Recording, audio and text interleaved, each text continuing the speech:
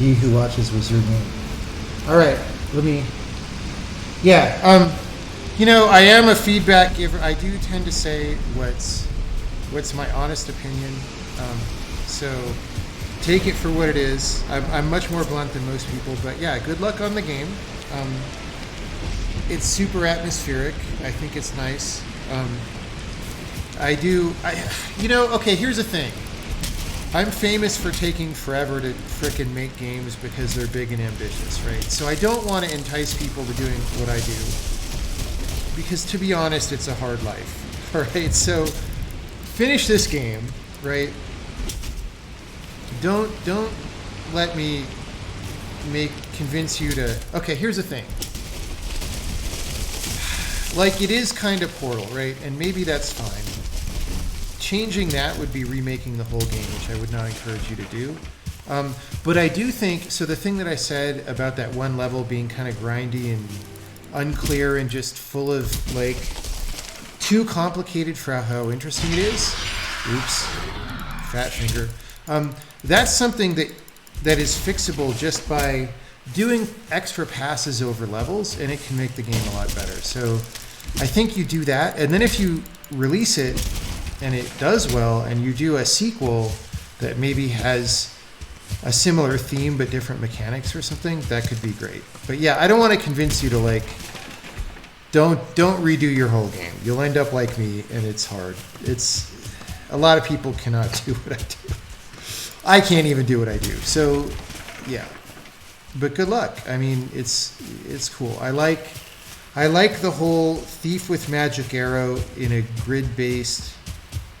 Like, that's just not something that I've played before, right? Like Legend of Grimrock, but thief and shooting arrows. By the way, after the Witness shipped, one of the games we were talking about doing was a thief game, like literally thief, where you have the bow and arrow and shoot rope arrows and shit. But it was going to be like action thief. It was going to be like a parkour thief game. Instead of puzzle thief, it was going to be action thief. And I mean, I was hyped to make it, but we had a lot going on and just ended up doing other things.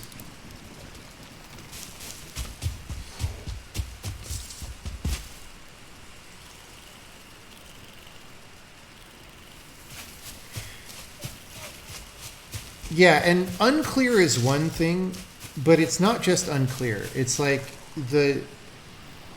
there's a global criterion of elegant. Like, when puzzles are more elegant, they're better. Just pretty much in every game, right? And what does that mean? It just means less contrived, right? So, you know, there's certain okay, what are in that one level, what are the operative elements that are required for the level to work? It's like, okay, there's 2 blocks, and then you transfer from one block to the other at the right time. That's the idea.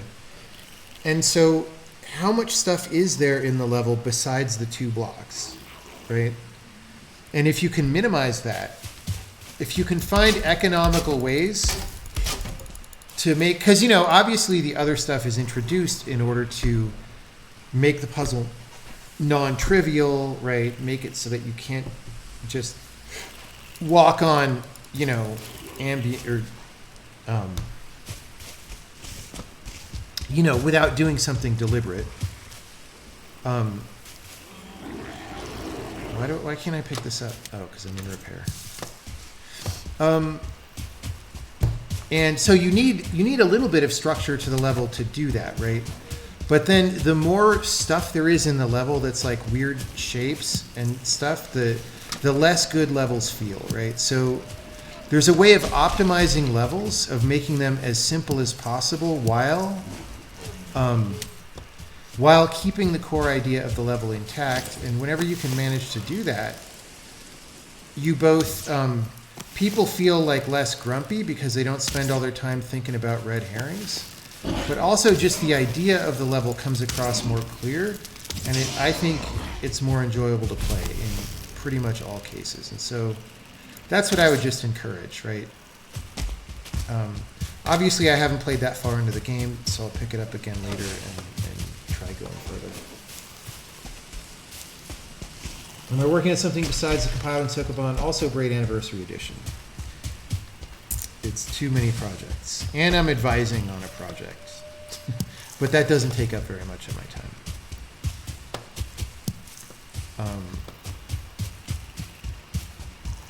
Yeah. But yeah, good luck, because, you know, good puzzle games are rare, so, you know, when you can make one, it's a good contribution.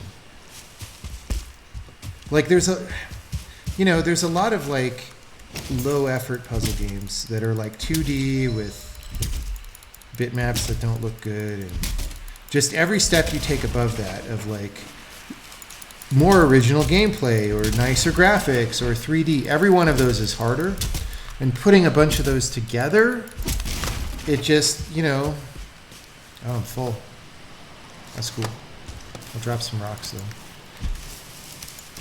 It just, you know, makes it harder. Casey sure has been gone for a long time. Am I advising on a video game? Yes. I cannot tell you what video game. It is not public.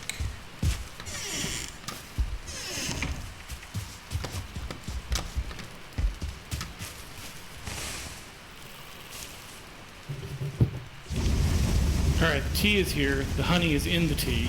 Bro, you gotta let it steep before you put the honey in. Well, I did. It's done. It's steeped. It's full. Like, I was waiting that whole time. Good news. Good news. It boiled. It's steeped. It's yeah. All right, I get you. Just for you. What was the game you were playing where you were like? You know, I don't remember anymore. I remember the meme, and that's it. What? The Witches for You meme. Oh, no. I meant,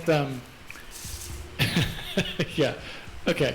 No, what I meant was you were playing a game tonight where you were like, this could be like a $1 million game if they didn't just clone Portal. And I was like, I got to the stream too late to know what the hell that was. It's called He Who Watches. It's on itch.io, and it's a game where... God, I keep forgetting the name. What's the name of the games, guys? The frickin'...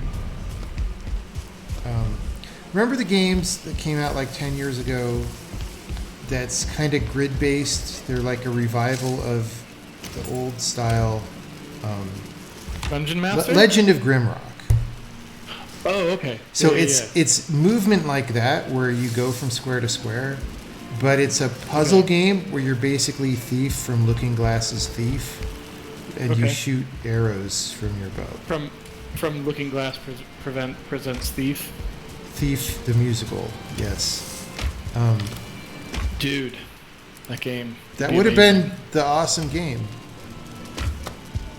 You think IDOS will give us the rights someday? I don't know.